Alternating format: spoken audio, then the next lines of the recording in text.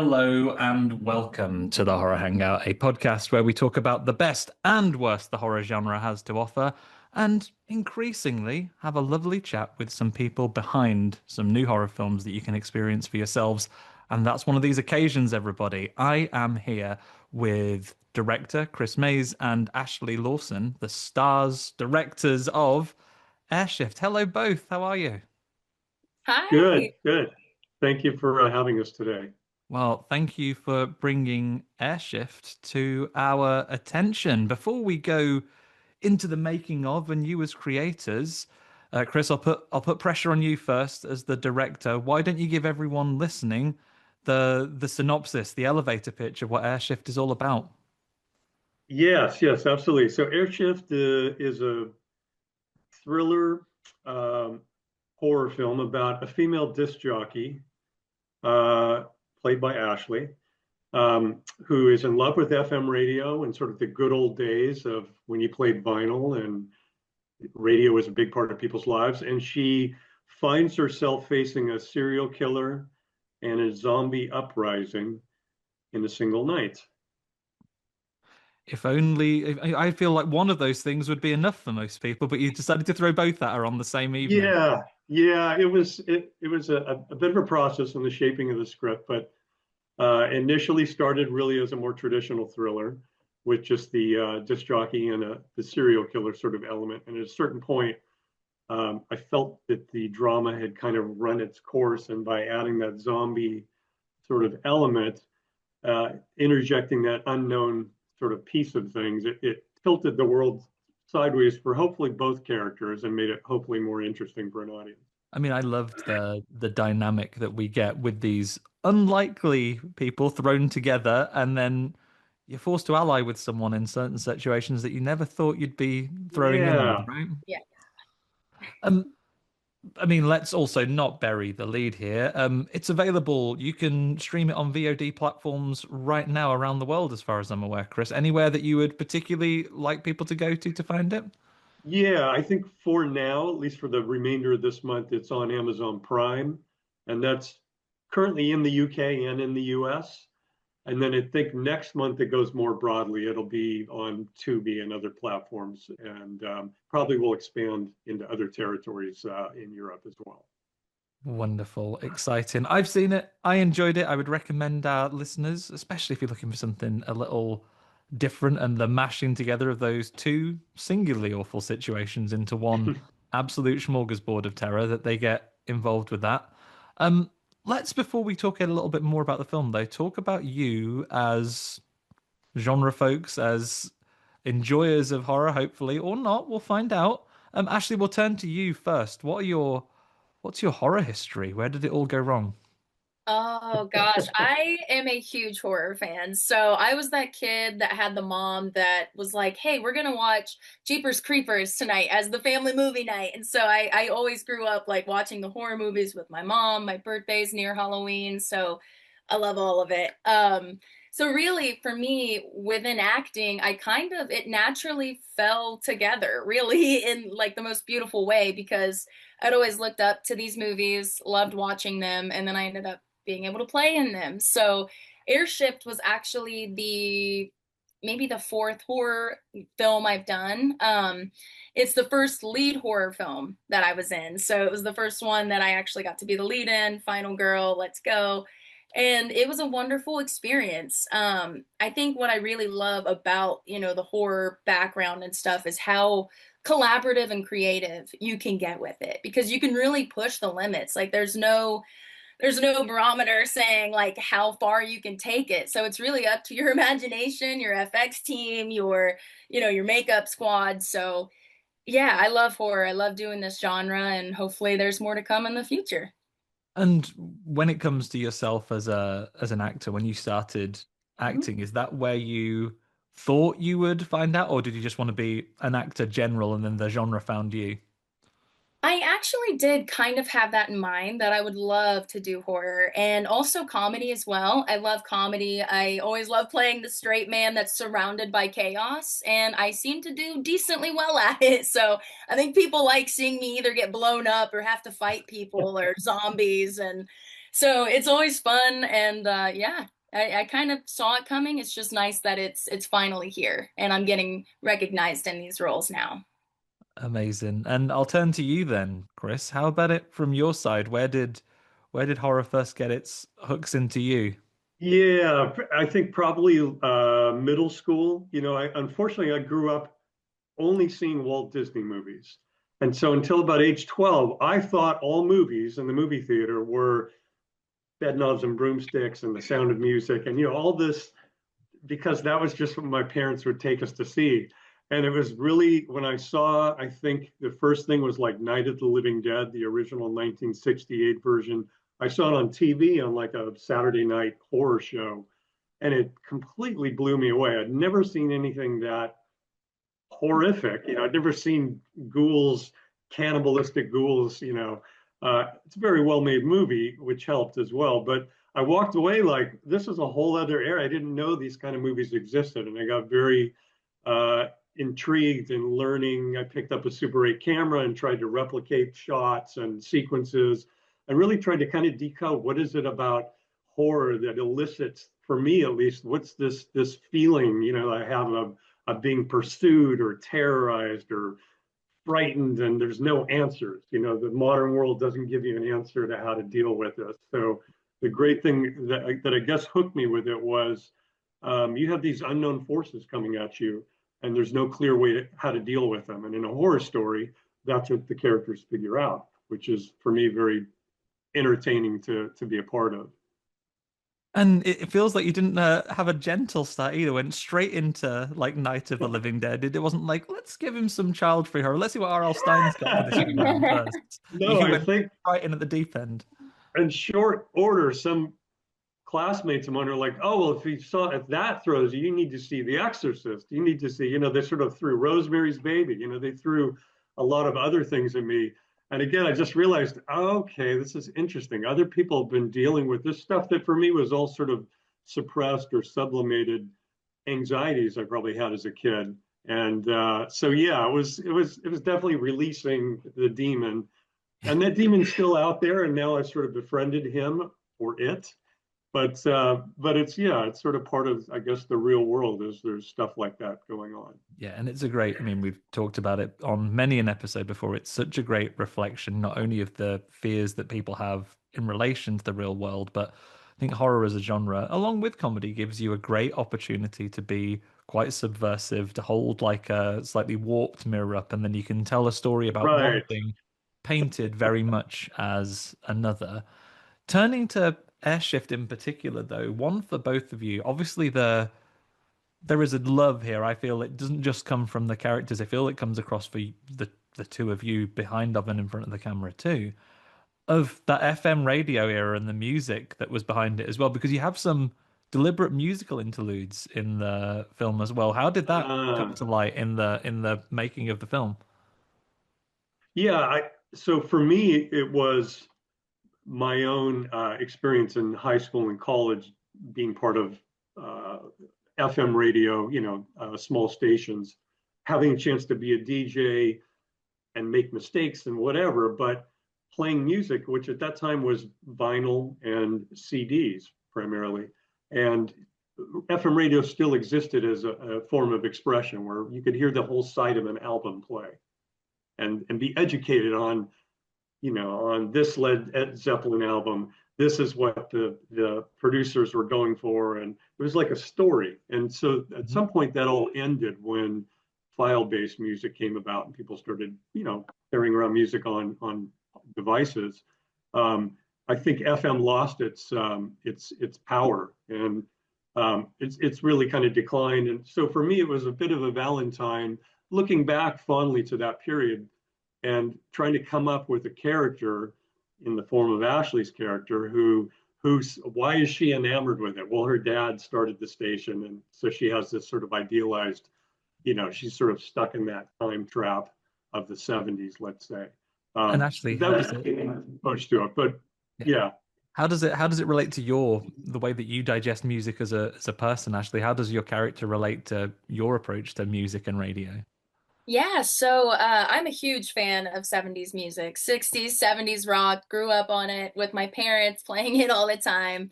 Because I'm not from that decade or era, but I enjoy that era.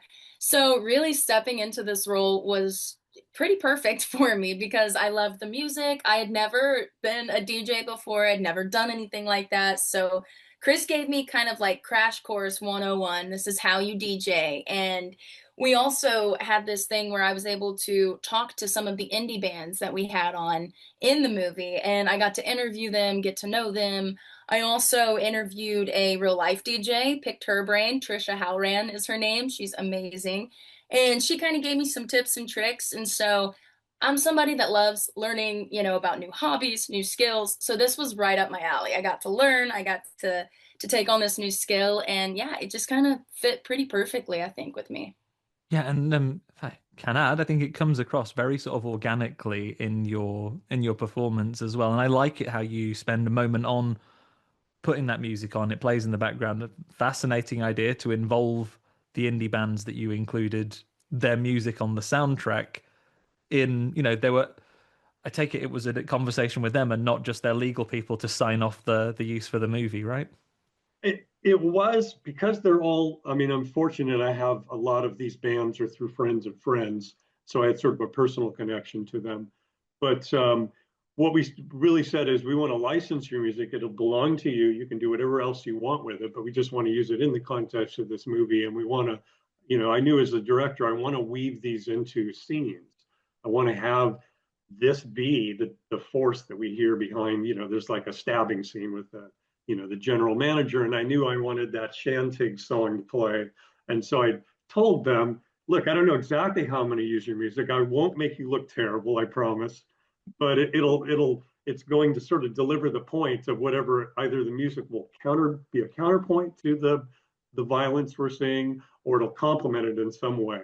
So it got to be a lot of fun when I was editing. Really, the editor Sal Vecchio and I would play around, and he'd say, well, what if I switch songs? Can we do this other one? And I'd say, yeah, give it a try. So it really becomes apparent when you start editing how well those elements will line up. And I'd be remiss not to mention one of our sort of ancillary characters that we meet as well, right? We actually have one of your survivors that you meet in the face of the disaster is a singer who is due to come in with her manager to Right. perform live on the show. Is that someone who you met who was a singer first before they were an actor? How did that one come about? It's actually sort of pure luck. I just wrote up for the auditions with actors, I just wrote up the character profile, and it turned out I think like three actresses that sent their demos in had all had singing backgrounds. And Margarita, who we selected, went to college and studied musical theater and sings a lot on her own. So it was for her a very natural fit. And she even wrote the song that she sings in the movie. She wrote the lyrics for it and the music for it. And so it was luck that we found somebody. I think I didn't realize, to be honest, when I wrote it, I was like, oh, we'll just get someone and they'll sing. And when I got to auditioning, I'm like, wow, this person really should be able to sing and carry a tune and be believable as a singer. So that kind of evolved, I'd say, during the casting portion of the movie. And we feel really fitting with that story as well that you have the anchor of that narrative is around the FM radio, and then as well as you're being invaded by the undead hordes, we also have, a singer who has become popular on social media, the way that people make hits in the music world nowadays. Somebody told me, a DJ, former DJ told me years ago, he said, when you're working the night shift, this was his experience. He said, you'll get people knocking on the door at all hours of the night. And it could very well be, and he said it could be a record producer and his protege. They're begging to get some airtime, And that's sort of where that evolved from, was, her manager and this young woman coming, at midnight or whatever hour it is to sort of insist that they be allowed. We had to play tone wise with them, not really being aware that there was, zombie presence surrounding the station in the parking lot. They just sort of are oblivious as they pull in and go to the front entrance. maybe a bit of a stretch, but it was fun to play around with that element. Yeah, it certainly was. Ashlee, let me turn to you a little bit more about how you worked in sort of the nuanced levels of fear that you have to do, because you have to have a sustained conversation and kind of a almost a hostage situation that you're trying to negotiate with a serial killer that finds himself in your office. And for me, done nicely and successfully. You play that very differently to how you play your character's fear to against flesh-eating monsters. How did you approach that when you were working through the script? Yeah, so I feel like it kind of authentically unfolded for me because the threat with John, the serial killer in the beginning, was kind of like that primal innate fear I think that all people have whenever they feel like they're cornered or they're in danger. And it's that immediate, like, I want to fight back with this person. I want to get out of here, escape. So it was really that panic mode, I think, whenever, I'm stuck with the serial killer. And as it naturally progressed, I leaned more into that teamwork style vibe when it came to the zombie fear because I felt like for me, looking at Lisa's character, I really had to break down how would I react in this situation, in this crazy scenario? How would Ashlee react? And I kind of just paired that with Lisa, and I thought, I would be less afraid of zombies because I've got a team with me now to face whatever is going on outside. At least I'm not alone in this. And I think her being cornered in the airshift studio by herself with John is one of those situations where it's like panic sets in immediately because you can't leave. You're kind of trapped with this one person. And so it really did organically just kind of shift into that I'm by myself, I have to fight panic to okay, I have a team. I don't like this guy, but I have to team up with him and lean on him, and then the relationship kind of just blossoms. Yeah, and that's one of the fun dynamics that I really enjoyed from the movie in particular, how that relationship changes, what, two or three times. We'll do no spoilers here, but as the Yeah. movie progresses. Um, Ashlee, before I move on to another question for Chris, I'm not going to be quite so mean as he was to you in the film. You as an individual, if you're working a night shift and you had to choose who you're going to survive against, a serial killer in your work or a horde of zombies outside, not both, like you have to do in the movie. What were you going to pick if you're stuck with choosing one? Well, what's hilarious is actually a real life fear of mine is zombies. Like, I know it could pop off at any moment. Like, if somebody eats a different kind of beef, like the zombie apocalypse could happen in my mind. So, I would take the serial killer any day. I think that if I am caged and I have to fight, I will fight tooth and nail against this human being. But if it is a zombie or a horde of zombies, I don't want no smoke. I'm done. I don't want any of the smoke from those guys. I'm cool. I mean, it's only fair, Chris. You put your team through it. I should have to put the same question to you. Zombies or serial killer? What are you more comfortable being locked in a radio building with? I would say I actually have the opposite thing. I have my abject fear is that somebody would hold me and have some weird association with me that either we're connected in some way they perceive in their mind. So I think the serial killer, especially if it was a female serial killer, would terrify me more than I think zombies. I would think I'm a runner. I can sprint. I can get from here to there. I would strategically view it almost like a football play or something. Oh, it's the difference. This is why you make a good team then. Right, right. I probably was pushing Ashlee more in the scenes, or maybe pushing Patrick more to to really, terrorize Ashlee's character as much as Did possible so in well. those scenes. Yeah, he did so well with that. Just to add, Chris, Patrick really brought out the fear. He did so wonderful in that role. Oh, that's great to hear. And have you worked together before with this team? And the bigger question, I guess, will you be looking to work together again in the future? So I'd love to have the opportunity to work with Ashlee again. I found her to be a great collaborator. Um, so all the things that I'm working on now, I always have her in the back of my mind as I'll show this to Ashlee. Um, the crew, I had worked with Joe Tyler, the DP, before, and I think maybe one or two other people, but everybody else was new for me on this one. And that's what sort of tends to happen with film projects. At the moment you're making it, you cast a net and see who's available crew wise. And we had a brand new sound person I'd never met before. We had a new gaffer. Um, People don't stay in movie making. You stay strangers for about 5 minutes. Yeah. At the end of one shoot day, it feels like you've known them for years, you know. But yeah, I think that there's a certain benefit when you make a movie. If you haven't, I guess there's shorthand if you've worked with someone before. If you haven't, it's good because it forces you to communicate. You don't know what, I didn't know what Patrick's communication style was. I didn't know, the other crew people as well. So you have to figure that out, which is, I think, good for you as a director to be like, don't walk onto the set like everything's going to go this. You have a plan, but you're going to have to get feedback and see if people understand what you're saying. And it's so nice to see these stories come through, and you hear time and time again that people tend to, when they get the opportunity to, they do get very close on these sets, and then you'll see names come up time and time again, particularly in independent work, right? Like it's such a great community, it certainly feels like, and you certainly see, and actually having that creativity and the people that are all there together, and you know that it's not like you're working in an office where 5 o'clock's going to ring and you're going to be heading off. It's going to be a case of, right, what do we need to get done today? Yeah, Yeah. it definitely, in fact, that's probably the number one thing that you take away at the end of production is who was the most cooperative with the ups and downs of the shoot.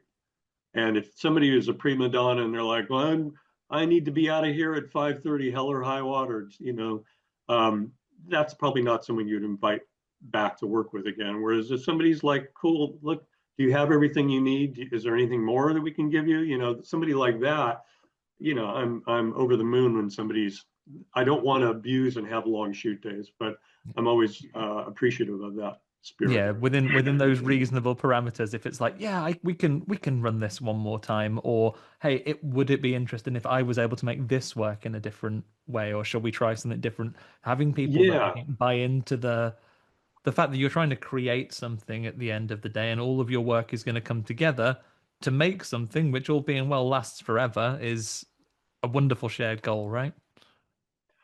absolutely. I don't know if that was your take on it, Ashlee, if you had something different, your perception on how that works. No, I absolutely loved it. I felt like I didn't know anyone when I first came to the set except for one person, Alex Steele.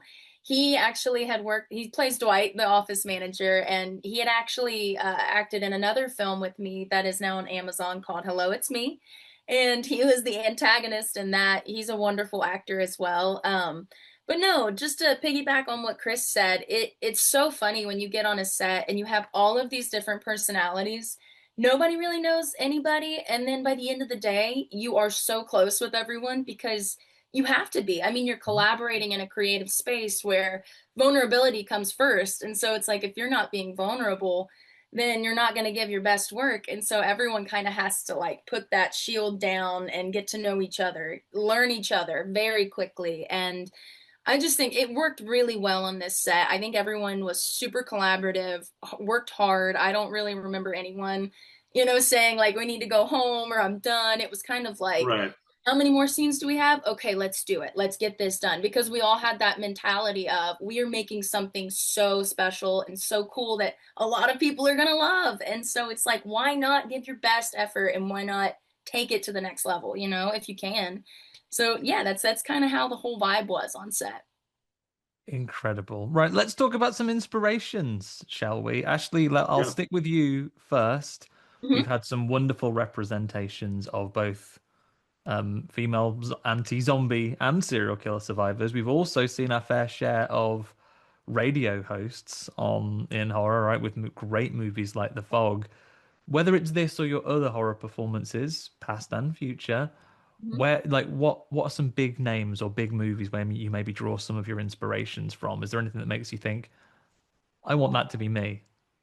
Yeah, no, I honestly, anytime I'm watching a horror movie and there is a strong female lead, that's what draws my attention. That is where I kind of am drawn to those types of characters and those stories because I want to see her survive. I want to see her, beat the odds and even come out even stronger after all of this chaos happens. So I can't really say that there's any particular actor or character that I saw that I was like, oh, I want to embody them or, pull that inspiration. But I've watched horror movies my whole life. So it was kind of like taking pieces from each one and plugging it into me and being like, okay, in these situations, how would this person react and how would I react and how would my character react? And it's really just like a plug and play game of creating this unique individual, Lisa Richmond. So I really just listened to a lot of 70s music, watched horror movies nonstop, which was not a hard task.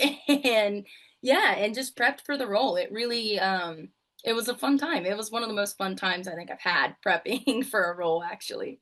And how's your music taste progressed in the aftermath of the movie? You still got your 70s indie rock on, or are you get no right, get me Christina stat. I need a little palate cleanser. What's going on? Yeah.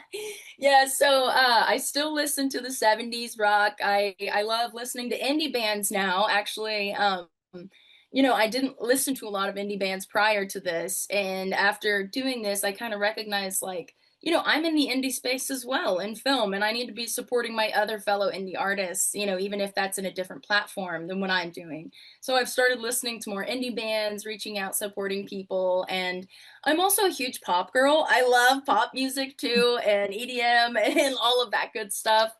Wide range of music taste. So yeah, I think it only elevated and just opened my eyes to more of what's out there. Wonderful. And how about you, Chris? Any particular inspirations from the creative lens? Are there visual styles, or I know you mentioned the influence of 70s horror movies as well. Are Yeah. there any stories or visual styles that you really gravitated towards? I think story-wise, I mean, it's really there's a movie, I think I mentioned it a little bit ago, Rosemary's Baby, which is like from 1968, Roman Polanski, and it's Mia Farrow, who is the sole, really the protagonist. And there's a large part of the movie where we don't really know if she's going crazy as a pregnant woman or if there really are witches hunting her down and wanting to take what is growing inside her. So that paranoia has always stuck with me of like having that brew under the surface. And I think I'm always trying to find ways to put that into a movie, whether it's with Airshift or the movie prior to that we did Hemisphere. I'm always aware of how do I, with an audience, tease them with an idea that may or may not, is it going to happen? Are there going to be zombies? Is the uranium going to cause a problem or not? I really like playing around with that sort of tension with an audience. And the other sort of inspiration for me and probably a lot of other people, I'd say The Thing and Mhm. Jaws. And Jaws, for me, I take the action sequences and analyze those, and I break them down into the shots. When the shark is eating somebody, what are we seeing? We see this, and we see a shot of that, and it's like little fleeting moments. But when you piece those together, you create a feeling for the audience. Each shot in isolation isn't much, but when you put 10 of them together, suddenly it hits you in a certain way. And so there are certain sequences. I think the sequence where Ashlee gets attacked in the air studio by the zombie who manages to get in, it's like that, where I'm having fun thinking of just a few seconds of this, and then this, and her eyes, and then the zombie and his teeth. It's fun to play around with those elements as a filmmaker and try to elicit a response with an audience. Yeah, and focusing those audience attentions on those really close cuts that like the really intensive moments that really bring the I guess the action to those scenes, those paces increases because there is an Yeah, immediate threat, right? Really fun. absolutely. And then you're hopefully hitting a point that's like a climax, where she defeats the zombie, and now you slow it down again. And the other character comes in and says, "What the hell?" That stuff I will continue to learn every time I make a movie about how to do that properly. But it's really fulfilling to play around with that part of filmmaking. Well, I've certainly enjoyed watching Airshift. I've enjoyed talking about Airshift, and I hope other people will pick it up too. As you mentioned at the top, it's available on Amazon Prime right now, Absolutely. and then we're looking to expand to other platforms end of this month, start of next. But Yeah. we can always, if people were looking to follow you, either both of you individually for news of this project and what you're doing next, where are the best places to do so? Social media, my friends, is not what it used to be. Chris, I'll ask you that one first. Where are the best places Okay. to keep up with you? Yeah, the best place to follow for me, either we do have an Airshift, we have a Facebook page for Airshift and an Instagram page as well. I think Instagram is Trujillo Creek Pictures, and Airshift is our sort of dominant movie there. We also have a YouTube page for Trujillo Creek Pictures. So that's the best place to find out what we're doing now and next. Wonderful. Well, although all the great news is you can follow all those places for absolutely nothing, which in this economy is very important. So people can do Absolutely. that. Ashlee, how about you personally? If people want to keep up with what you're doing next, where are the places to be? Yes, so socials, Instagram. My Instagram handle is Ashlee_page_Lawhorn, and I post a lot of my upcoming projects, any fun stuff I'm doing on the side, because obviously I do have a lot of hobbies, because I think I have a little ADHD. So I just like dipping my hands in a lot of different things. And so you can follow me there. Also on Facebook, I do the same things, just Ashlee Lawhorn. And yeah, keep up with me, say hi, whatever. I love chatting with people and getting to know other filmmakers and actors. So, yeah. Wonderful. Well, I hope everyone will take us up on that, but I couldn't let you go. I couldn't get you to come and join me on a podcast called Horror Hangout without putting the most difficult question of all to you. Sorry, everyone. I told you there wasn't going to be any difficult ones, but there are. There's one where the pressure is really on you as people in the horror genre. Ashlee, I'm gonna turn it to you first this time. I'm gonna give Chris Yeah. a moment to think longer, so he's got the benefit on this one. But set the scene. Mhm. It's a horror hangout now night for you at your house. You've got a mixed crowd of friends coming round, so they don't have to be hardcore horror fans. They don't always have to be your grandma. A mixture. They're all coming round, and they've said to you, "Oh, Ashlee, so we're coming round to yours for movie night. You're in a horror movie, so you can choose the movie, right? So impress us. What movie are you choosing to show to everyone when they come round to your house? Oh my gosh. So I have two in mind. You're These are allowed like to. the tops. We can do a I'm double gonna feature. I'm gonna make them sit and watch two movies with me, and it's gonna be The Conjuring and The Barbarian.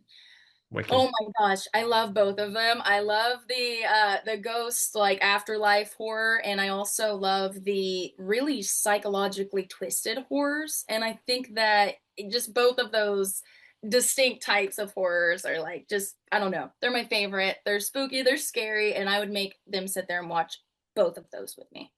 If you're doing a double feature, you're going to be serving snacks in the middle. What are we going for?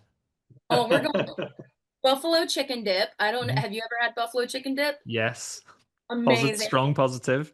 Yes, so that and popcorn. You gotta have the popcorn staple. Have to. Right. And is that the order you're going for? Are you starting with the Conjuring and then finishing on Barbarian?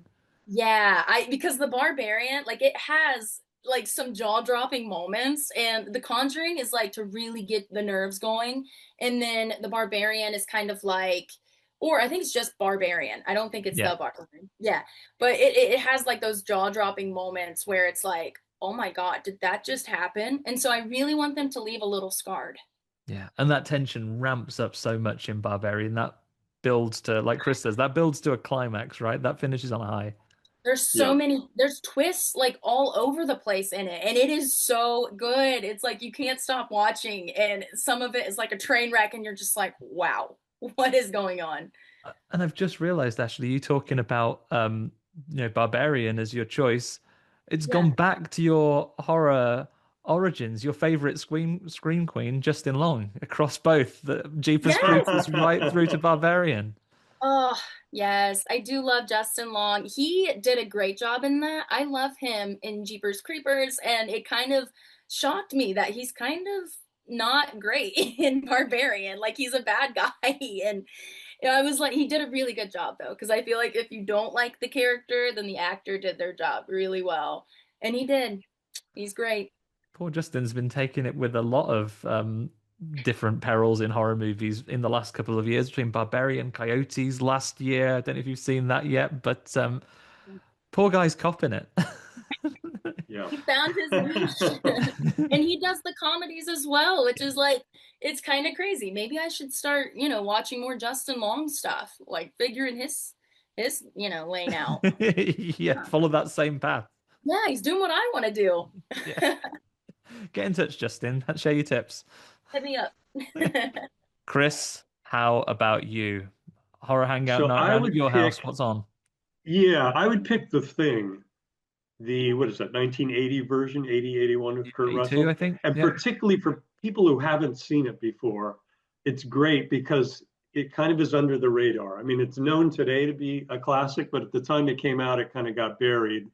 And I would just love to watch, particularly like my wife's face for certain scenes where you don't really know what's going on. And then when it becomes clear how horrible this situation is and how horrible the terror is that they're facing, uh, I would get a lot of delight from watching the reactions of the audience members from that movie.